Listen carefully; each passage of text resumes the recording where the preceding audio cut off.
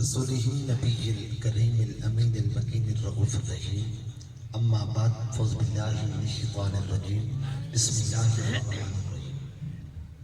یہ ساتھ والے جو بیٹھے ہیں بچوں کو ذرا بیٹے آپ چلے جائیں یا بیٹھیں. بسم الله الرحمن الرحيم. ومن يشاقق الرسول من بعد ما تبين له الهدى ويتبع غير سبيل المؤمنين نبلغه ما تولى ونصله جهنم وساءت مصيرا. صدق الله مولانا العظيم وبلغنا رسوله النبي الكريم الأمين. إن الله وملائكته يصلون على النبي يا أيها الذين آمنوا صلوا عليه وسلموا تسلیما. تمام دوست محبت کے ساتھ پڑھ لیجیے السلام علیکم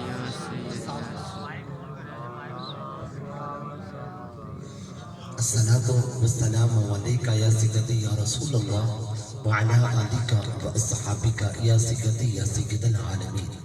الصلاۃ والسلام علیک یا سیدی یا نور من نور اللہ وعلی آلک واصحابک یا سیدی یا شفیع المذنبین. حمد و صلات کے بعد ذی وقار علماء کرام، ذی وقار سنیوں، عاشقوں، آقا علیہ السلام کے غیور غلاموں اور عظیم مسلمانوں، لائق صدہا مبارکباد اہل انتظام کہ جن کی محنت، کاوش اور جد و جہد سے آج ہم سب کو بارگاہ خداوندی میں اور بارگاہ مصطفی میں حاضری لگوانے کا شرف نصیب ہوا. داغوہم اللہ رب العزت ان کی یہ محنت، یہ کاوش، یہ جد و جہد اپنی بارگاہ میں قبول و منظور فرمائے اور بعد ازاں ہم سب کو حضور کی محبت و معرفت کا نور عطا فرمائے. ٹائم بہت ہو چکا ہے، لمبی چوڑی گفتگو نہیں کرنا چاہ رہا، صرف چند باتیں اسی آیت کے حوالے سے جو میں نے آپ کے سامنے تلاوت کی. یہ سورہ النساء کی آیت نمبر 115 ہے. اللہ پاک نے فرمایا وَمَن يُشَاقِقِ الرَّسُولَ مِن بَعْدِ مَا تَبَيَّنَ لَهُ الْهُدَى وَيَتَّبِعْ غَيْرَ سَبِيلِ الْمُؤْمِنِينَ نُوَلِّهِ مَا تَوَلَّى وَنُصْلِهِ جَهَنَّمَ وَسَاءَتْ مَصِيرًا. ہدایت کے واضح ہو جانے کے بعد جو شخص اس رسول کی مخالفت کرے اور مومنین کے راستے سے ہٹ کے چلے تو پھر ہم اس کو اسی طرف پھیر دیں گے جس کی طرف وہ پھر چکا ہے، اور ہم اس کا ٹھکانہ جہنم بنائیں گے. اور جہنم کیا ہی بری جگہ ہے پلٹنے کی. جس کا وہ ترجمہ ہے جس کو آپ لوگ پڑھتے سنتے رہتے ہیں. سب سے پہلے بات علامہ صاحب ذرا توجہ کرو، تھوڑی دیر میں نے گفتگو کرنی ہے، کوئی دائیں بائیں جس نے بولنا وہ چلا جائے. سب سے پہلی بات جو قابل توجہ وہ یہ ہدایت کیا چیز ہے جس کے واضح ہو جانے کے بعد رسول پاک علیہ السلام کی مخالفت کرنے والے کے لیے، مومنین کا راستہ چھوڑنے والے کے لیے کیا ہے؟ یہ وعید ہے. یہ ہدایت کیا ہے؟ وَمَن يُشَاقِقِ الرَّسُولَ مِن بَعْدِ مَا تَبَيَّنَ لَهُ الْهُدَى. ہدایت کے واضح ہو جانے کے بعد جو بھی رسول کی مخالفت کرے گا اور مومنین کے راستے سے ہٹ کے چلے گا اس کے لیے پھر کیا ہوگی؟ یہ وعید، وہ جہنم میں پھینکا جائے گا. یہ ہدایت کیا ہے؟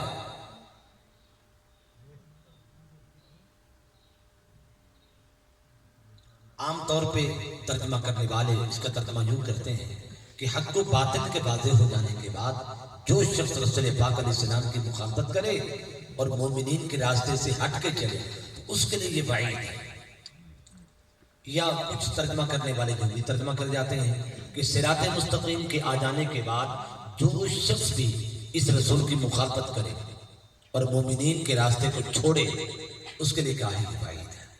مگر سامعین محترم، یہاں جو کہ علماء بھی تشریف فرما ہیں اور آپ بھی ماشاءاللہ سلجھے ہوئے لوگ ہیں، پڑھے لکھے لوگ لگ رہے ہیں، یہاں پر ہدایت کا لفظ استعمال نہیں ہوا، یہاں پر خدا کا لفظ استعمال ہوا. خدا کا، اور خدا کا جو لفظ ہے یہ قرآن پاک میں خاص معنی کے لیے موضوع اور مستعمل ہے. جیسے اللہ پاک نے فرمایا هو الذی ارسل رسولہ بالہدی ودین الحق، کہ اللہ کی ذات وہ ہے جس نے رسول کو بھیجا بالہدا ہدایت کے ساتھ اور دین حق کے ساتھ. پھر وہی بات, یہ ہدایت کیا ہے کہ جس کو اللہ پاک نے دین حق سے الگ کر کے بیان کیا, نہ صرف الگ کر کے بیان کیا بلکہ دین حق کا ذکر بعد میں کیا اور اس ہدایت کا ذکر پہلے کیا کہ دین حق کو بھی مانو مگر بعد میں مانو, پہلے اس ہدایت کو مانو. یہ ہدایت کیا ہے اسی کو سمجھنے کے لیے ہم ایک اور آیت کریمہ کی طرف چلے جاتے ہیں. اللہ پاک نے فرمایا اولئک الذین ھدی اللہ فبہداہ مقتدی. یہ انبیاء کی جماعت ہے کہ جن کو اللہ پاک نے ہدایت سے نوازا ہے. فبہداہ مقتدی, یہاں بھی ہدا کا لفظ ہے. اور حبیب مکرم تو ان کی ہدایت کی پیروی کر, آپ ان کی ہدایت کی پیروی کیجیے. پیروی کون کرتا ہے؟ جو پیچھے ہو. پیروی کون کرتا ہے؟ جو پیچھے ہو. اس نبی نے کیا پیروی کرنی تھی جو معراج کی شب سب سے آگے دکھ رہا تھا؟ اس نے کیا پیروی کرنی تھی؟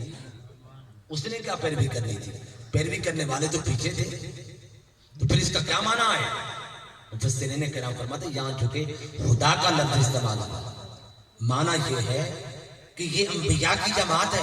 حبیب اللہ پاک نے ان کو چند چند صفات کے ساتھ نوازا ہے, چند چند صفات کے ساتھ نوازا ہے. پر محبوب فبہداہ مقتدی, آپ ان تمام صفات کے جامع ہو جائیے. حسن یوسف, دم عیسیٰ, ید بیضا داری, آنچ اخیباں ہما دارا لیکن تو تنہا داری. ہر نبی کو, پیغمبر کو, رسول کو اللہ پاک نے چند چند صفات کے ساتھ نوازا, مگر جب مصطفیٰ کی باری آئی اللہ پاک نے تمام صفات کو اوصاف کو دامن مصطفیٰ میں جمع کر دیا. کیوں ایسا کیوں؟ ایسا کیوں کیا؟ اس لیے کہ ہر نبی ایک زمانے میں آیا, ایک قوم میں آیا, ایک مزاج والوں کے پاس آیا, تو اس قوم کے مطابق جو کمال بنتا تھا اس نبی کو وہ کمال دیا گیا. اس زمانے کے مطابق جو کمال بنتا تھا اس نبی کو وہ کمال دیا گیا. ان کی مزاج کے مطابق جو کمال چچتا تھا اس نبی کو وہ کمال عطا کیا گیا. مگر جب وہ پیغمبر, وہ رسول, وہ شخصیت اور وہ ہستی جو ساری اقوام کی طرف آئی اور سارے زمانوں کی طرف آئی اور ہر قسم کے مزاج والوں کی طرف آئی, تو ضروری تھا اس نبی کو, اس پیغمبر کو وہ تمام کمالات دیے جاتے جو تمام اقوام کے مطابق ہوتے, جو تمام زمانوں کے مطابق ہوتے, جو ہر قسم کے مزاجوں کے مطابق ہوتے. اب پیچھے کی طرف آئیے کیونکہ مضمون ہمارا اور ہے.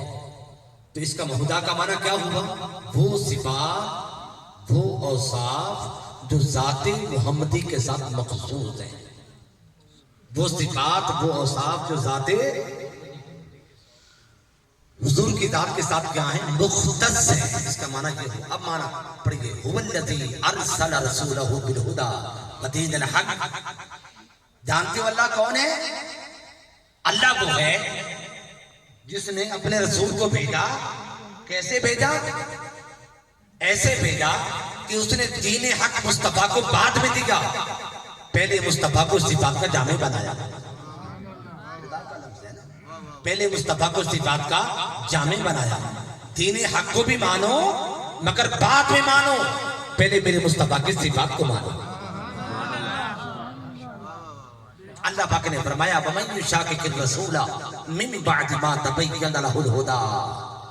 اب پیچھے کی طرف آئیے جو میں نے تلاوت کی. اللہ پاک نے فرمایا لوگوں ہدایت کے واضح ہو جانے کے بعد, کیا مطلب؟ اس نبی کی صفات کے واضح ہو جانے کے بعد, اس نبی کے کمالات کے واضح ہو جانے کے بعد, اس نبی کے اوصاف کے واضح ہو جانے کے بعد, سیرت واضح ہو جانے کے بعد, صورت واضح ہو جانے کے بعد, کردار واضح ہو جانے کے بعد, علم واضح ہو جانے کے بعد, جود و نوال واضح ہو جانے کے بعد, فضل و کمال واضح ہو جانے کے بعد, حسن و جمال واضح ہو جانے کے بعد, جو شخص اس رسول کی مخالفت کرے اور مومنین کے راستے سے ہٹ کے چلے تو پھر اس کے لیے کیا ہے یہ بھائی؟ نعرہ تکبیر، اللہ اکبر، نعرہ رسالت، یا رسول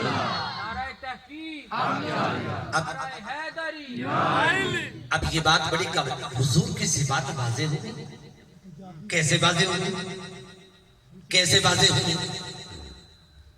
اللہ نے واضح کی یا خود بخود واضح ہوگی؟ یہ بات بڑی قابل توجہ ہے۔ دیکھیے آقا علیہ السلام کے فرائض منصبی میں دو چیزیں داخل تھیں۔ کتنی چیزیں؟ یہ بات بڑی قابل توجہ، بڑی آسان بات میں کر رہا ہوں۔ حضور کے فرائض منصبی میں ذمہ داری میں دو چیزیں داخل تھیں۔ ایک چیز کیا تھی؟ پہلی چیز اپنی ذات کو سمجھانا، اپنی ذات کو سمجھانا، اور ایک تھا دین حق کو سمجھانا۔ صرف دو فرائض تھے، دو ذمہ داریاں تھیں، اپنی ذات کو سمجھائیں اور دین حق کو سمجھائیں۔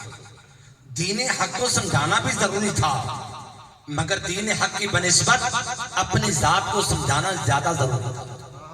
اس لیے مصطفیٰ نے دین حق کو صرف 23 سال تک سمجھایا اور اپنی ذات کو 40 سال تک سمجھایا۔ 40 سال تک سمجھایا، اپنی ذات کو 40 سال تک سمجھایا۔ ایسا کیوں؟ انہیں کو نہیں سمجھو گے تو دین کو کیا سمجھو گے؟ انہیں جانا، انہیں مانا، نہ رکھا غیر سے کوئی کام، للہ الحمد میں جہاں سے مسلمان گیا۔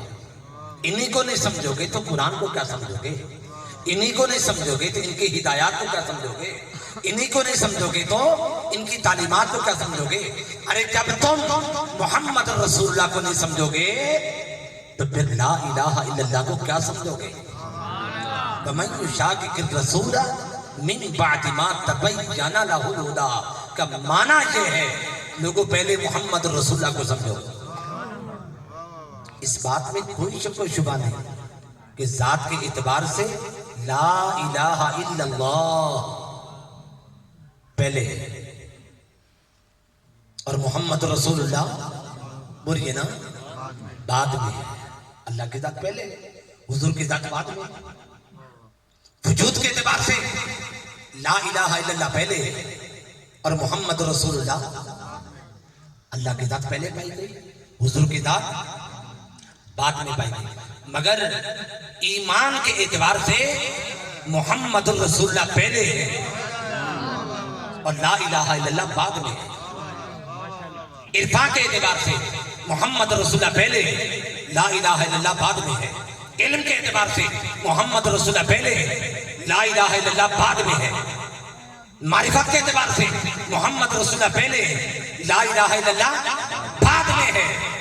مگر اللہ پاک نے اس کلمے کو مخلوق کے درمیان رکھا یوں ہوا ہے کہ اگر ہم ادھر سے چلیں تو لا الہ الا اللہ پہلے ہے، محمد رسول اللہ بعد میں ہے، ادھر سے چلیں تو محمد رسول اللہ پہلے ہے، لا الہ الا اللہ بعد میں ہے۔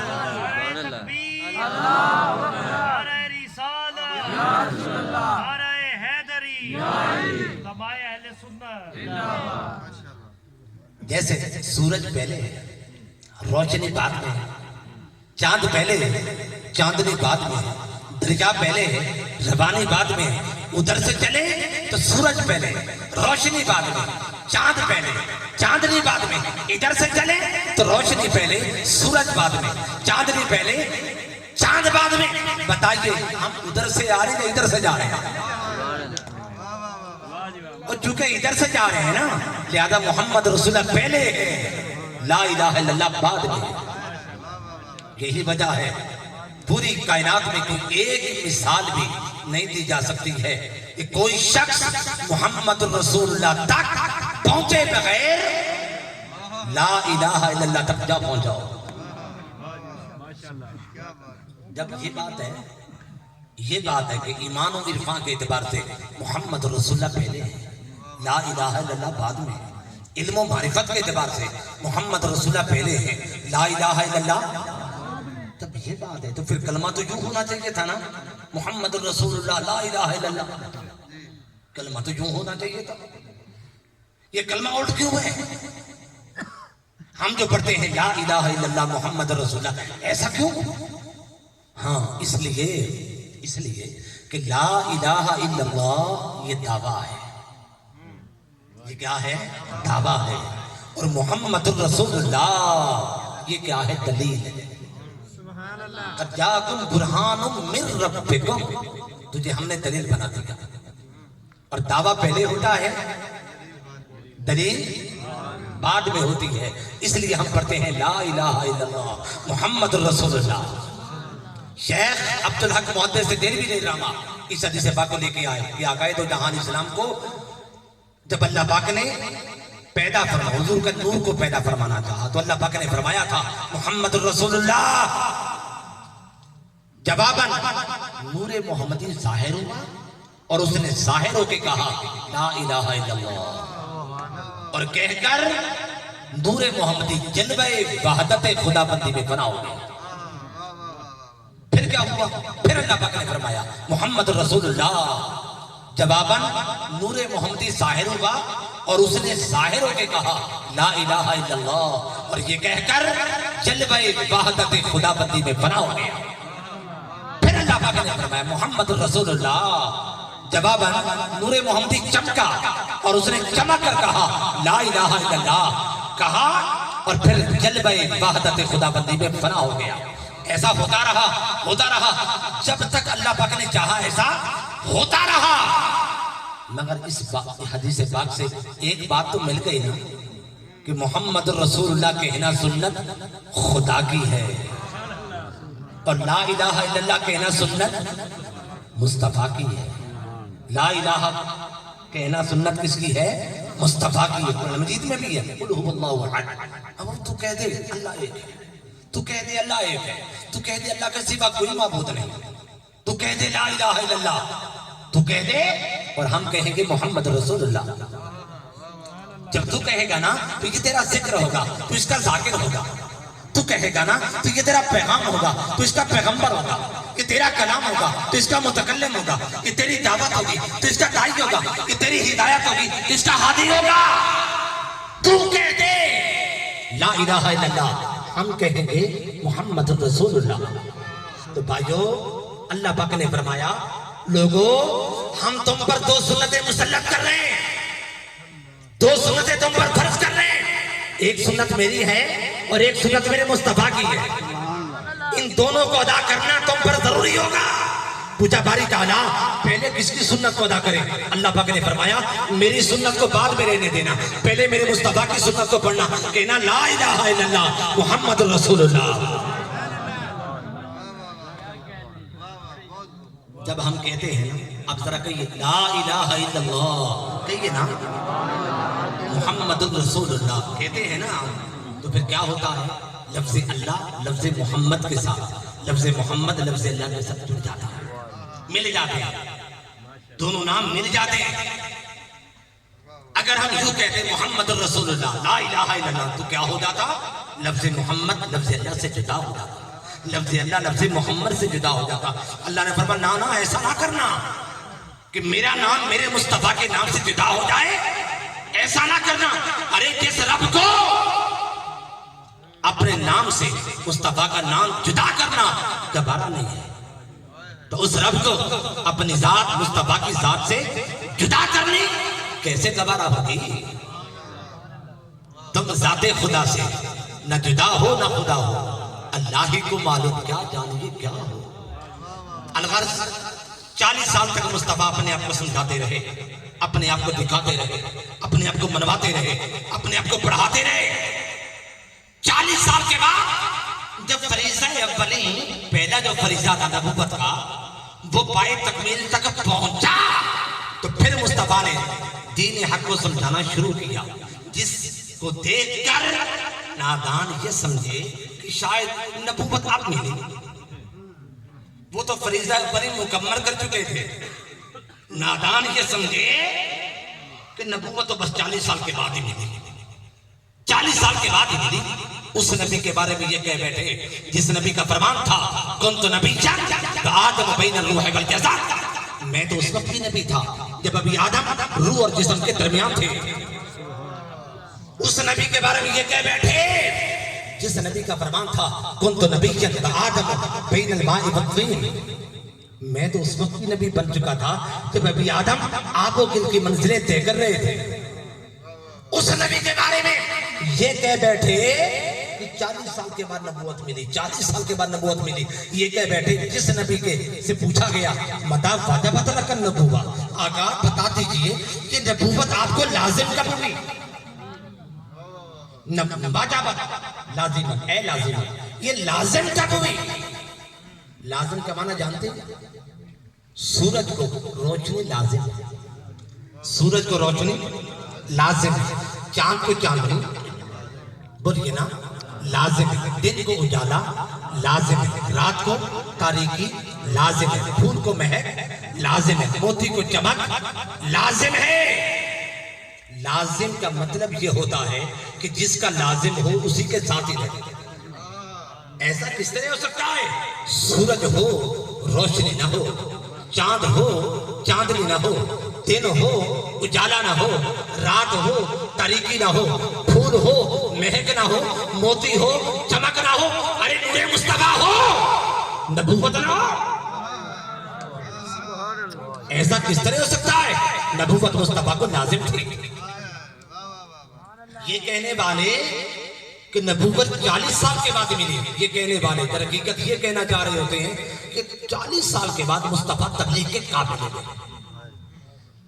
40 سال کے بعد وہ تبلیغ کے قابل ہی ہوئے تھے. نادانو تم 15 سال کی عمر میں 20 اور 25 سال کی عمر میں تبلیغ کے قابل بن جاتے ہو، مصطفیٰ 40 سال کے بعد.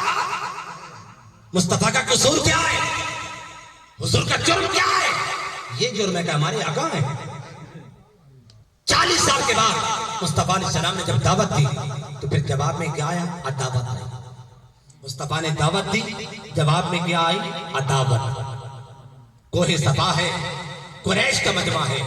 مصطفیٰ پاک نے فرمایا اے قریشی مجمع، اگر میں تمہیں کہوں اس پہاڑ کے پیچھے ایک فوج کھڑی ہے اور تم نے وہ فوج دیکھی نہ ہو، اور میں یہ کہوں کہ وہ تم پر حملہ آور ہونے کو ہے اور تم نے وہ فوج دیکھی بھی نہ ہو، تو کیا میرے کہنے پہ یقین کر لو گے؟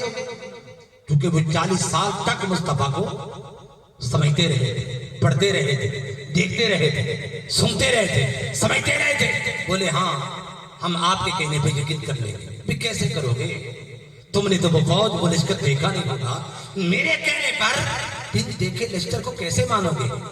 قریش نے کہا چونکہ ہم آپ کو جو مانتے ہیں، صادق مانتے ہیں، امین مانتے ہیں، سچا مانتے ہیں، اچھا مانتے ہیں، آپ کے کہنے پر بن دیکھے لشکر کو بھی مان جائیں گے. بس مصطفیٰ پاک نے فرمایا ارے اگر میرے کہنے پر بن دیکھے لشکر کو مانتے ہو تو پھر میرے کہنے پر بن دیکھے اللہ کو بھی مانو. پہلی مرتبہ مصطفیٰ نے اللہ کی وحدانیت الوہیت کی بات کی. کیا ہوا؟ عداوت جواب میں آئی. ایک ہلچل مچ گئی، ایک شور اٹھا. آپ نے کیا فرما دیا کہ ہمارے 360 خدا جھوٹے ہیں، آپ کا ایک خدا سچا ہے.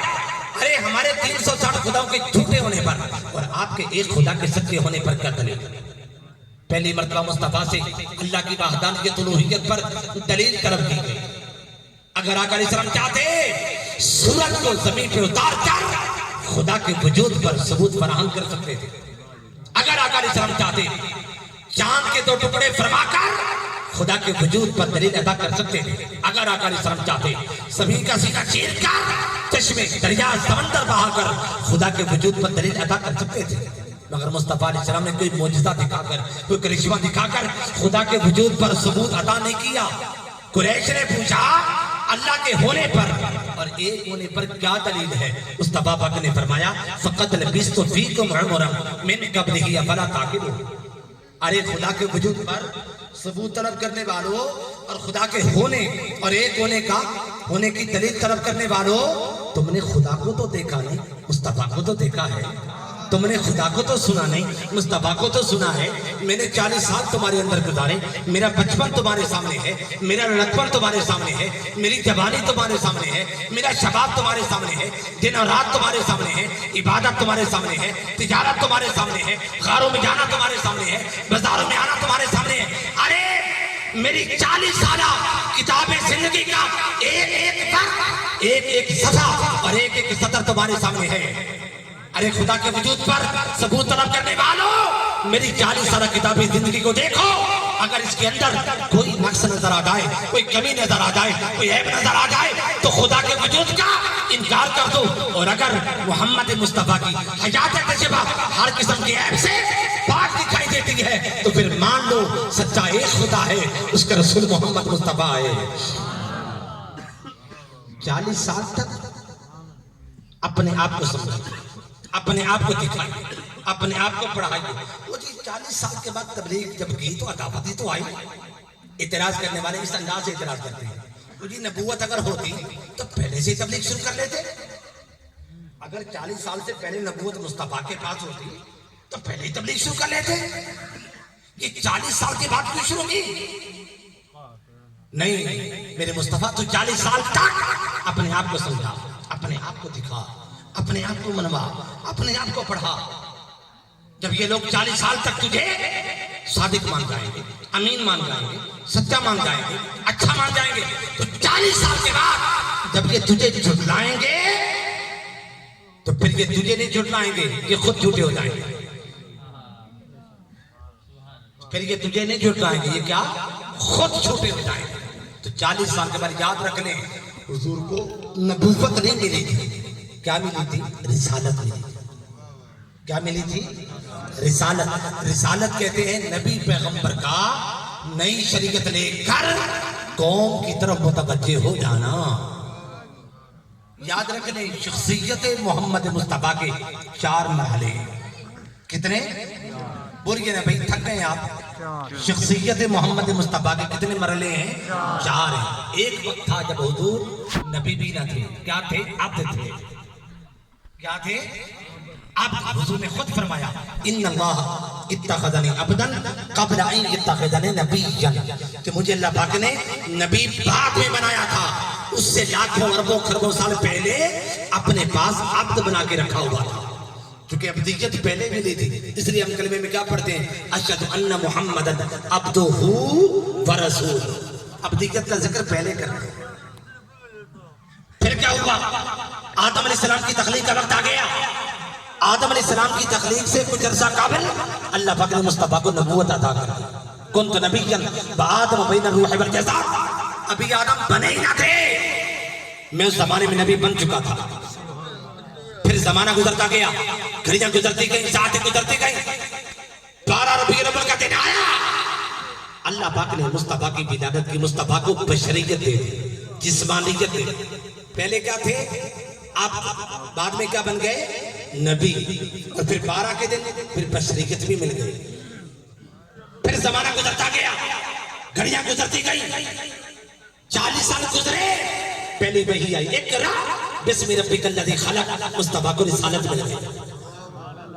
تو 40 سال کے بعد مصطفیٰ کو رسالت ملی۔ اللہ پاک نے فرمایا، اب یہ بات بڑی قابل توجہ ہے، ذرا توجہ ادھر کیجیے، جو بچے باتیں کرنا چاہ رہے ہیں نا، میں ان سے ہاتھ دھو لیتا ہوں، صرف 10-15 منٹ کی گفتگو ہے۔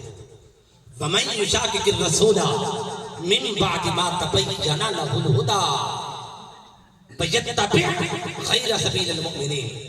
اب آپ نے توجہ کر دی، اللہ پاک نے فرمایا جو شخص اس رسول کی مخالفت کرے اور مومنین کے راستے سے ہٹ کے چلے۔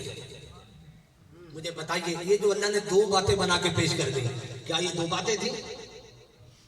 یہ تو ایک ہی بات ہے، بات ایک تھی، اللہ نے 2 باتیں بنا دی۔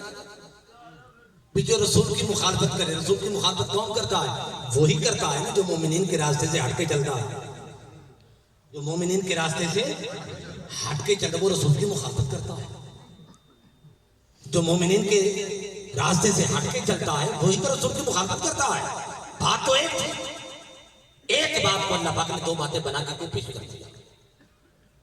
بھئی جب اللہ نے کہا نا وَمَن يُشَاقِقِ الرَّسُولَ، جو رسول کی مخالفت کرے، تو اس پر سوال پیدا ہوا تھا، اے باری تعالیٰ حضور کے مخالف کی پہچان کیا ہوگی؟ حضور کے مخالف کو ہم کیسے پہچانیں گے؟ مخالفین مصطفیٰ کی شناخت کیسے ہوگی؟ اللہ نے فرمایا ان کی پہچان چاہتے تو سنو، وَيَتَّبِعْ غَيْرَ سَبِيلِ الْمُؤْمِنِينَ، دیکھنا اگر کوئی شخص مومنین کے راستے کو چھوڑ کر کسی اور راستے کو اپنائے، سمجھ جانا وہ مخالفین مصطفیٰ میں سے۔ مصطفیٰ میں سے ہے۔ ہم کون ہیں؟ ہم کون ہیں؟ ہم اہل سنت ہیں۔ مسلمان تو سارے کہلاتے ہیں، ہم کیا ہیں؟ امتیازی تو فرق ہے ہمارا، امتیازی تصف وہ کیا ہے؟ اہل سنت۔ ہم کیا ہیں؟ اہل سنت۔ ہم اہل سنت یتبع غیر سبیل المؤمنین، مومنین کی تابعداری کرو۔ ہم اہل سنت کیوں ہیں؟ کچھ لوگ کہتے ہیں ابھی ہم سنی اس لیے ہیں، سنی وہ ہوتا ہے جو سن کے مانتا ہو۔ یہ کیا بات ہوگی؟ ہر کوئی سن کے مانتا ہے؟ سمعنا واطعنا پہلے لوگ سنتے ہیں، بعد میں تھا کافر ہو، یہودی ہو، عیسائی ہو، کوئی بھی ہو، وہ سارے سن کے تو مانتے ہیں۔ یہ تو انتہائی سرسری بات ہے، انتہائی ہلکی اور خفیف بات ہے۔ ہم اہل سنت کیوں ہیں؟ کچھ لوگ کہتے ہیں ہم چونکہ بھی کتاب اللہ کو مانتے ہیں، سنت رسول کو مانتے ہیں، اس لیے ہم اہل سنت۔ یہ بات بھی غلط ہے۔ یہ بات بھی کیا ہے؟ یہ بات میں بطور پیغام کر رہا ہوں، بہت سے لوگوں کو اس بات کا علم ہے۔ ہم اہل سنت کیوں ہیں؟ کتاب اللہ کو مانتے ہیں، سنت رسول کو مانتے، بنا پر ہی اہل سنت۔ یہ بات غلط۔ اگر سنت رسول کو ماننے کی بنا پر اہل سنت ہے تو کتاب اللہ کو بھی تو مانتے ہیں، اہل کتاب کیوں نہیں؟ اہل کتاب کیوں نہیں؟ اہل کتاب ہم نہیں ہیں، اہل کتاب تو یہودی اور عیسائی ہیں۔ کچھ لوگ کہتے ہیں وہ جی چونکہ ہم سنتوں پہ عمل کرتے ہیں، ہم سنتے پڑھتے ہیں، فجر کی سنتیں، ظہر کی سنتیں، عصر و مغرب کی سنتیں، عشاء کی سنتیں، چونکہ سنتوں پر عمل کرتے ہیں، اس بنا پر ہم کیا ہوئے اہل سنت۔ اگر یہ بات ہے تو فرضوں پر بھی تو عمل کرتے ہیں، اہل فرض کیوں نہیں؟ اور فرض بھی تو پڑھتے ہیں نا، اہل فرض کیوں نہیں؟ واجب بھی تو ادا کرتے ہیں، عید الفطر واجب، عید الاضحیٰ واجب، پھر اہل واجب کیوں نہیں؟ نفل بھی تو پڑھتے ہیں، اہل نفل کیوں نہیں؟ اس بنا پر بھی ہم اہل سنت ہیں کہ سنتیں پڑھنے کی وجہ سے اہل سنت، اس وجہ سے بھی ہم اہل سنت ہیں۔ تو پھر ہم اہل سنت کیوں ہیں؟ ہاں اس لیے کہ اہل سنت اس لیے کہ سنت کا معنی ہے راستہ۔ سنت کا معنی کیا ہے؟ یتبع غیر سبیل المؤمنین۔ سنت کا معنی کیا ہے؟ راستہ۔ ہم اس راستے کو اپناتے ہیں جو راستہ صحابہ و اہل بیت کا تھا، جو راستہ مومنین کا تھا، کاملین کا تھا، صالحین کا تھا، اس راستے کو اپناتے ہیں، اس راستے پر چلتے ہیں، اس راستے کو پکڑتے ہیں۔ اس وجہ سے ہم کیا ہیں؟ اہل سنت۔ نیا راستہ نہیں بناتے۔ جو لوگ نیا راستہ بناتے ہیں، وہ نیا راستہ پکڑتے ہیں، وہ اہل سنت نہیں، وہ کیا ہیں؟ اہل بدعت۔ اہل، اور بولیے نا، اہل بدعت۔ دیکھو نا ایک راستہ جا رہا ہے کراچی کی طرف، بنا بنایا راستہ، اگر آپ اس کے اوپر چلیں گے تو آپ 10 12 20 گھنٹوں کے بعد آپ وہاں جا پہنچیں، کراچی پہنچ جائیں۔ اور ایک شخص وہ کہتا نہیں کہ نہیں میں تو نیا ہی راستہ بناؤں گا، میں اس راستے پر نہیں چلتا، میں تو نیا راستہ بناؤں گا۔ تو ہو سکتا ہے وہ راستہ بنانے والا راستہ بناتے بناتے کھپ جائے اور مر جائے، منزل کو پا ہی نہ سکے۔ ہم اہل سنت اس لیے ہیں کہ ہم نیا راستہ نہیں بناتے، تو راستہ صحابہ و اہل بیت نے ہمیں دیا تھا، ہم اس کے اوپر چلتے ہیں۔ ہم اہل قرآن نہیں، ہم تو اہل قرآن، ہم تو قرآن والے، ہم اہل قرآن نہیں ہیں۔ اہل قرآن تو وہ ہو سکتا ہے جو قرآن کے جملہ رموز اور اسرار کو جانتا ہو، جو قرآن کے جملہ آیات، تمام الفاظ اور تمام حروف کے معانی، مطالب اور مفاہیم کو جانتا ہو، پہچانتا ہو۔ اور یہ ہمت سیدنا جبرائیل کے پاس بھی نہیں تھی کہ جب حضور کے پاس آئے تھے کاف ہا یا عین صاد یہ لفظ بولے تھے، حضور ہر حرف کے جواب میں بولتے گئے تھے علم تو مجھے پتا ہے، اس کا معنی کیا ہے، اس سے اللہ کی مراد کیا ہے، اس سے اللہ کی منشا کیا ہے۔ عرض کیا کہ میں لانے والا، مجھے تو خبر نہیں۔ حضور نے فرمایا جبرائیل یہ خدا اور مصطفیٰ کے درمیان راز کی باتیں یا خدا جانتا ہے یا مصطفیٰ جانتا ہے۔ اہل قرآن ہم نہیں ہیں۔ ساری کائنات میں اور ساری مخلوقات میں قرآن کے جملہ رموز و اسرار اور تمام آیات اور تمام الفاظ اور تمام حروف کے معانی و مطالب ایک شخصیت محمد مصطفیٰ کی جانتی ہے، اس لیے وہ حق بجانے میں تو اپنے آپ کو اہل قرآن کہے۔ جب قرآن مجید کی آیت کریمہ اتری تھی فَوَجَدَكَ ضَالًّا فَهَدَىٰ، یہ آیت کریمہ اتری، ابھی بھی یاد کر جب رب نے تجھے ضال پایا تو پھر اس نے کیا کیا؟ اس نے تجھے ہدایت سے نواز دیا۔ اب دال کا معنی کیا؟ گمراہوں نے اس کا معنی گمراہ کر دیا. سیدنا جنید بغدادی علیہ الرحمہ وہ فرماتے ہیں کہ دال کا معنی ہے متحیر، حیرت میں پڑنے والا، حیران. بابو یاد کر جب رب نے تجھے حیران پا لیا تھا، حضور حیران ہو گئے تھے. حضور کب حیران ہوئے تھے؟ ہاں حضور اس وقت حیران ہوئے تھے جب قرآن مجید کے الفاظ آتے، حروف آتے، آیات آتے، حضور حیران ہو گئے تھے. ایک ایک لفظ کے کئی کئی معانی، مطالب، مفاہیم ذہن مصطفیٰ میں آ جاتا ہے. حضور حیران ہو جاتے ہیں کہ کس لفظ کا کون سا معنی کروں، کون سا معنی نہ کروں، کون سا معنی منشا الہی کے زیادہ قریب ہوگا اور کون سا معنی منشا الہی کے زیادہ قریب نہیں ہوگا. حضور حیران ہو جاتے. تو پھر کیا کیا اللہ پاک نے؟ حضور کے لیے ہر لفظ کے معنی کا تعین کر دیا، معنی کا انتخاب کر دیا. میرے مصطفیٰ اس کا معنی یہ کر لے، اس کا معنی یہ کر لے، اس کا معنی یہ کر لے، اس کا معنی یہ کر لے. اس زمانے کی بات کی جا رہی ہے. میرے مصطفیٰ تو یاد تو کر جب قرآن مجید کے الفاظ کے معنی کے سلسلے میں ہم نے تجھے حیران پایا تو پھر کیا کیا؟ فہدا، ہم نے تجھے اس حیرت زدگی کی کیفیت سے باہر نکال دیا. تو قرآن کے جملہ اسرار مصطفیٰ جانتے ہیں. آل قرآن وہ ہے. قرآن تو ہماری دلیل ہی نہیں، ہم آل قرآن کیسے ہو سکتے ہیں؟ یہ بہت بڑی غلط فہمی ہے. لوگ کہتے ہیں قرآن ہماری دلیل ہے، قرآن ہماری دلیل ہے. قرآن ہماری دلیل ہے. آپ کہیں عجیب بات کرتی ہے آپ نے، قرآن ہماری دلیل ہے، قرآن تو ہماری دلیل ہے. نو، قرآن ہماری دلیل نہیں ہے، قرآن تو مصطفیٰ کی دلیل ہے. ہماری دلیل مصطفیٰ ہے، قرآن ہماری دلیل نہیں ہے. اگر قرآن ہماری دلیل ہوتی تو جب حضور نے روزے کا کفارہ کہا تھا یہ ٹکڑا لے جاؤ، خود کھاؤ، بچوں کو کھلاؤ، تمہارا کفارہ ادا ہو جائے گا، تو کوئی ایک صحابی بول پڑتا یا رسول اللہ قرآن تو یہ کہہ رہا تھا اور آپ نے کیا فرما دیا؟ نہیں، وہ جانتے تھے قرآن ان کی دلیل ہے، ہماری دلیل تو یہ ہے. اگر قرآن ہماری دلیل ہوتا تو سیدنا خزیمہ جن کی گواہی کو تائیداری کے اکیلے کی گواہی کو دو کے برابر قرار دیتے گا. تو کوئی ایک صحابی بول اٹھتا یا رسول اللہ شہادت کا نصاب تو دو فردوں پر مشتمل ہے کہ دو مرد ہونے چاہیے، دو شخص ہونے چاہیے، اور آپ نے اکیلے کی گواہی کو دو کے برابر قرار دے دیا. ایسا کیوں؟ نہیں، کوئی نہیں بولا. وہ جانتے تھے قرآن ان کی دلیل ہے، ہماری دلیل تو یہ ہے، ہماری دلیل تو یہ ہے. ایک سے کافر شخص آیا، حضور مسلمان ہونا چاہتا ہوں مگر شرط ہے کہ 5 نمازیں نہیں پڑھوں گا، میں تو 2 نمازیں پڑھوں گا. میں ٹھیک ہے، ہر ایک کے لیے 5 نمازیں فرض، تیرے لیے کیا ہیں 2 نمازیں فرض. اگر قرآن ہماری دلیل ہوتا تو صحابہ بول پڑتے یا رسول اللہ قرآن میں حضور کے اللہ کے فرمان میں تو 5 نمازوں کی بات اور آپ 2 نمازیں فرض کر رہے ہیں، یہ کیا ہے؟ نہیں، وہ نہیں بولے. وہ جانتے تھے، وہ چونکہ 40 سال تک پڑھ چکے تھے. یہ قرآن تو ان کی دلیل ہے، ہماری دلیل تو یہ ہے. اس لیے یاد رکھ لیں قرآن کچھ اور کہے، ایک ہی بات کے بارے میں قرآن کچھ اور کہے، مصطفیٰ کچھ اور فرما دیں، ہم پر لازم قرآن کی اطاعت کرنا نہیں ہے، مصطفیٰ کی اطاعت کرنا ہے.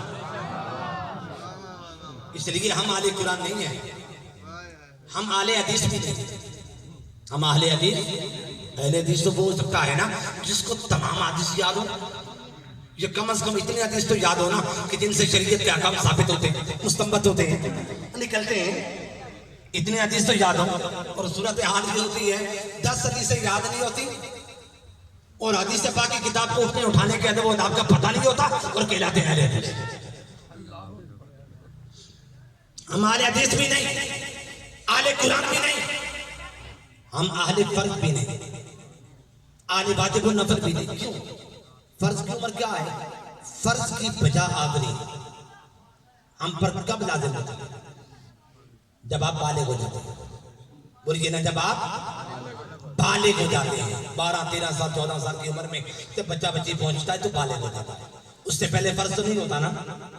اور پھر فرض کب تک رہتا ہے؟ جب تک وہ بندہ زندہ رہتا ہے. مرا فرض ختم. واجب کو دیکھ لیجئے، واجب کے وجوب کی ادائیگی بھی کیا ہے؟ کب تک ہے؟ جب وہ بالغ ہوتا ہے شروع ہوتی ہے.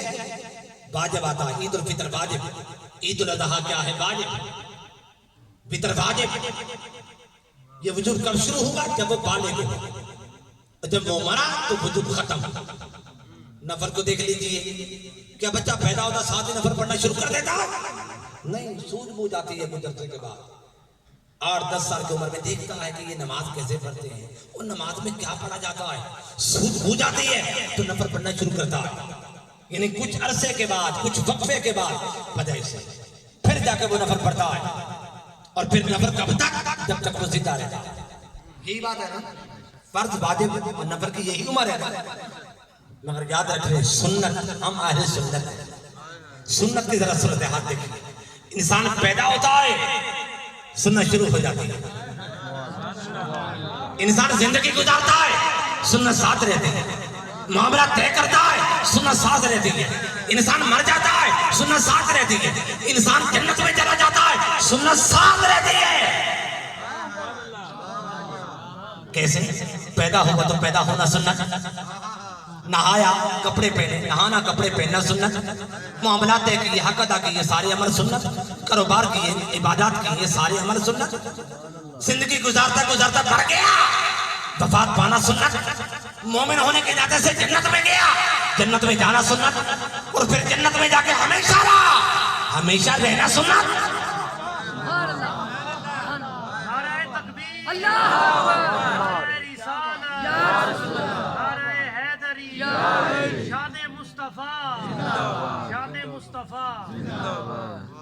کیونکہ سنت میں کیا ہے؟ دوام ہے، استمرار ہے، ہمیشگی ہے، تسلسل ہے.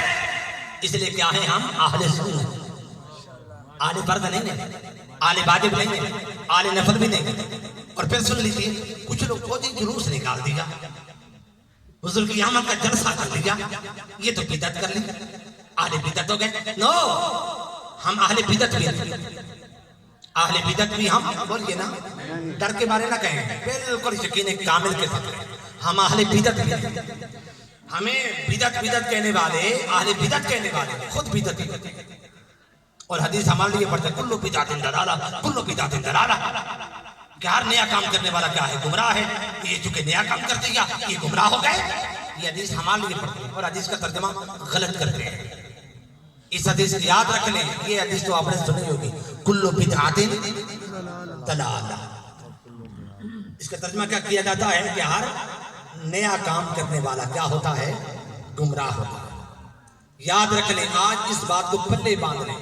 یہ ترجمہ کیا ہے؟ غلط. کیوں غلط ہے؟ علماء ہماری بہت اچھی توجیہ کرتے ہیں، میں تو ان کا خادم ہوں. علماء بہت اچھی کہ بدعت کی 2 قسمیں ہوتی ہیں، بدعت سیئہ، پھر بدعت حسنہ، پھر بدعت حسنہ کی کئی اقسام ہوتی ہیں. اس انداز سے وہ پھر بہت اچھی تعبیر توجیہ کرتے ہیں. مگر میں چونکہ سادہ آدمی ہوں، سادی سی بات کروں گا.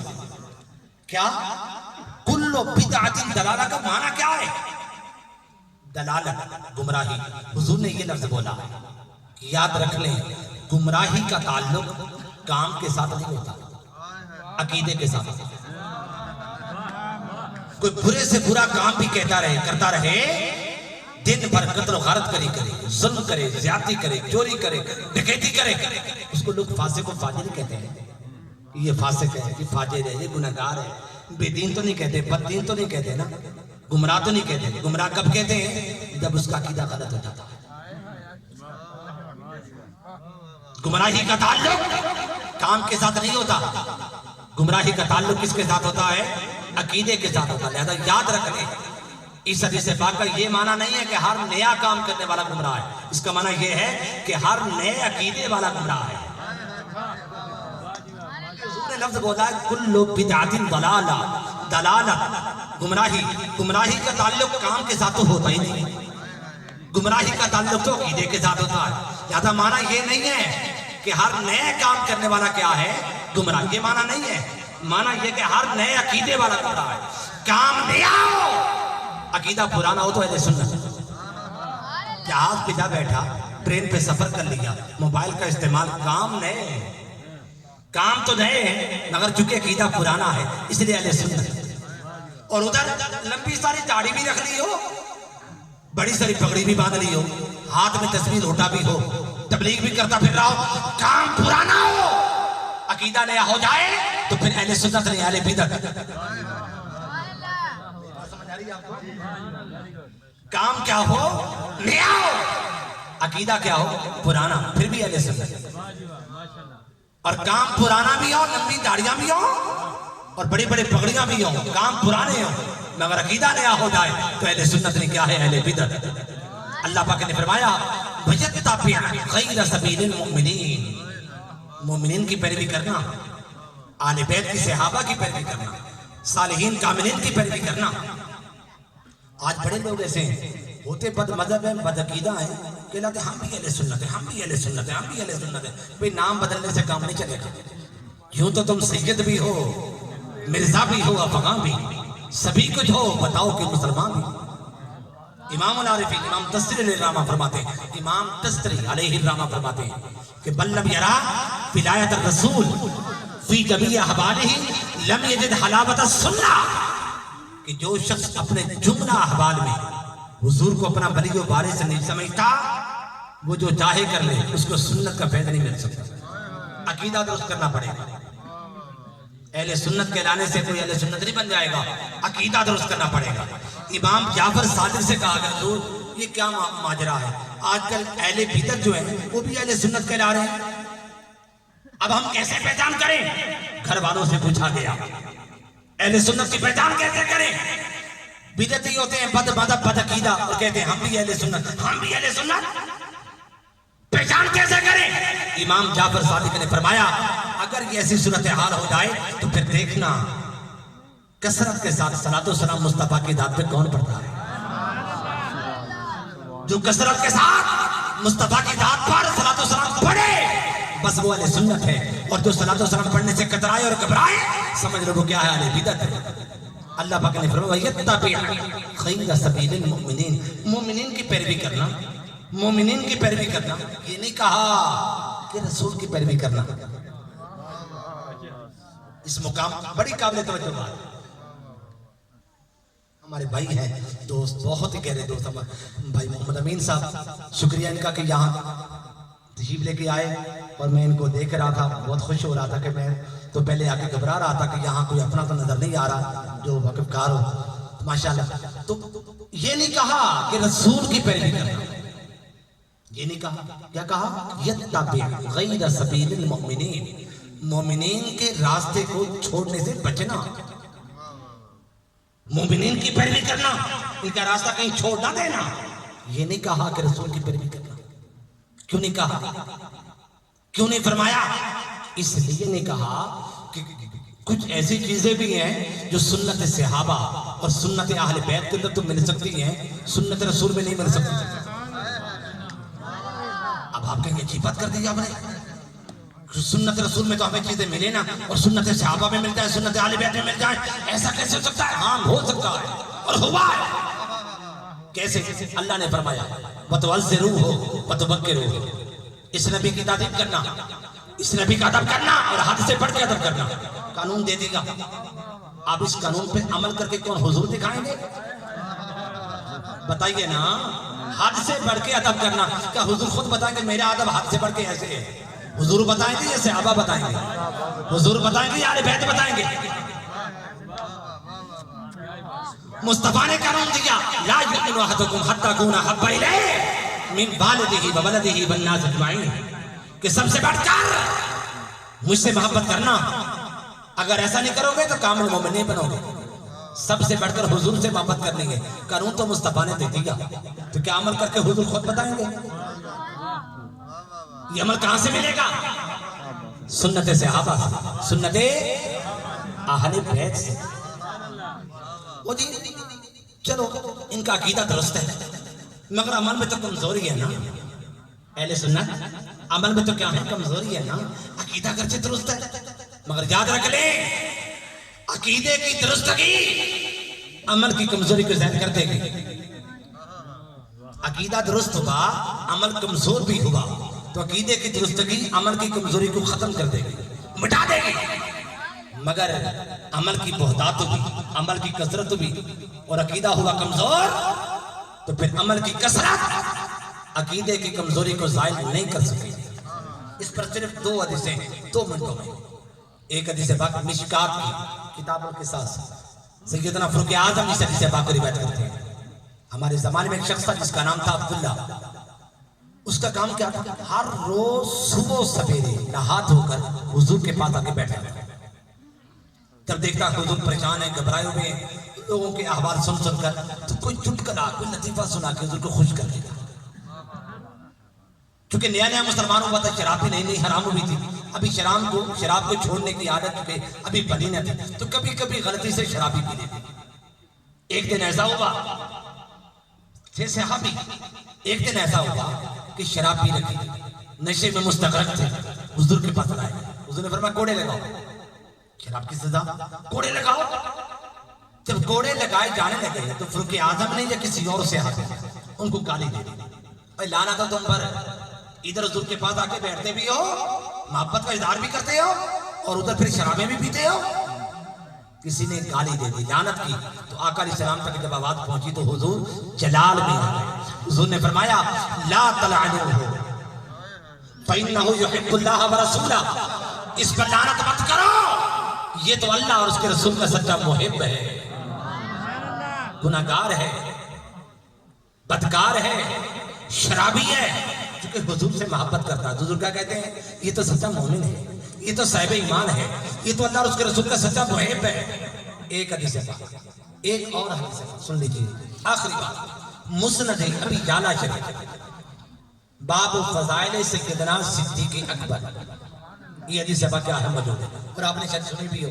انس بن مالک حضور صلی اللہ علیہ وسلم کے صحابی، وہ روایت کرتے ہیں کہ ہمارے زمانے میں ایک شخص تھا، یعجبنا تعبدہ و اجتہادہ، اس کی عبادتیں، اس کے مجاہدے ہمیں تعجب میں ڈالتے ہیں.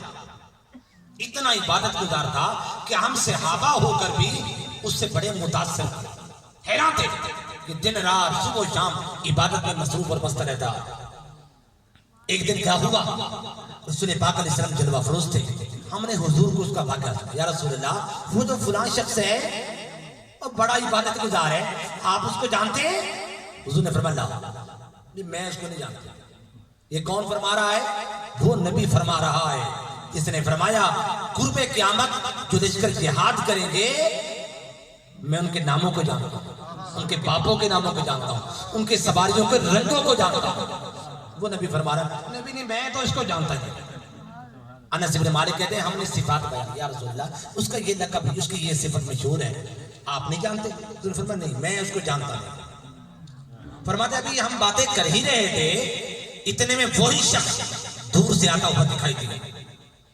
دور سے آتا ہوا ہم نے کہا ہاں ہو ہاں یا رسول اللہ، آقا یہ وہ شخص ہے جس کی ہم بات کیے جا رہے تھے. آقا علیہ السلام نے فرمایا اچھا وہ تم اس کی بات کر رہے تھے کہ بڑا عبادت گزار ہے، بڑا تہجد گزار ہے اور بڑا اچھا آدمی ہے، اس کی بات کر رہے تھے؟ جی ہاں آقا. حضور نے فرمایا انہو صفعۃ من الشیطان، اور اس کے چہرے پر تو شیطان ناچ رہا ہے، یہ تو پرلے درجے کا شیطان شخص ہے. صحابہ کہتے ہیں ہماری حیرت امتحان آ رہی کہ ہم اس کو کچھ سمجھتے رہے، وہ نکلا گزار. اتنے میں وہ حضور کے پاس آیا، کھڑا ہوا، اس نے حضور کو آگے سلام نہیں کیا. میں نے پہلے کہا تھا نا کثرت صلاۃ و سلام یہ کیا ہے؟ سنت، اہل سنت کے نام ہے. اس نے آگے حضور کو سلام نہیں کیا.